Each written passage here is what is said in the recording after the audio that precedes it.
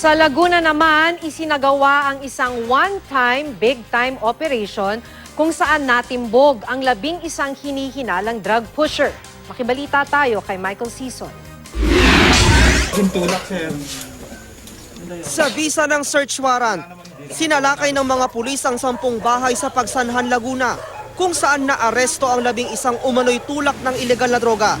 Isang linggo raw minanmanan ng mga otoridad ang mga suspect bago nagsagawa ng operasyon. Bago sumugod sa lugar ang mga otoridad, nakabili pa raw ng ilegal na droga sa mga suspect ang mga pulis asset. Natagpuan at nakumpiska ang mga shabu sa paghahalughog sa mga bahay, kabilang ang tinitirhan ng isang retiradong pulis. Natuklasan din ang ilang pakete ng hinihinalang shabu at drug paraphernalia na nakatago sa loob ng isang manika. Dati na raw sumuko mga suspect sa Oplan Tokhang. Hindi naman makaharap sa kamerang high school teacher na si Melmor nagtalon matapos matimbog sa bypass operation sa Santiago City, Isabela. Si teacher, nahuling nagbebenta umano sa loob mismo ng paaralan. Nakuha sa suspect ang 3 pakete ng hinihinalang shabu at 1,000 pisong marked money. Matagal na raw hinimok ng mga pulis na sumuko si nagtalon pero tumatanggi raw ito.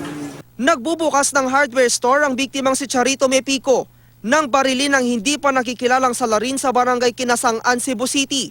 Base sa ID na nakuha sa biktima, isa siyang confidential agent ng Regional Intelligence Division sa Police Regional Office 7. Ayon sa asawa ni Mepico, may 2 lalaking tila nagmamanman sa kanilang bahay. 2 linggo na ang nakararaan. Ayon sa pulisya, posibleng may kaugnayan ito sa ilegal na droga.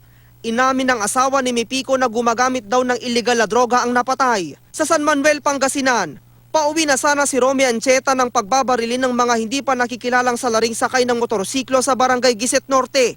Nagtamo si Ancheta ng 7 tama ng bala. Ayon sa pulisya, posibleng ilegal na droga ang motibo ng pagpatay. Top 13 drug personality daw kasi si Ancheta sa bayan ng San Manuel. Patuloy ang investigasyon ng mga pulis sa insidente. Michael Sison, nagbabalita, Pilipinas.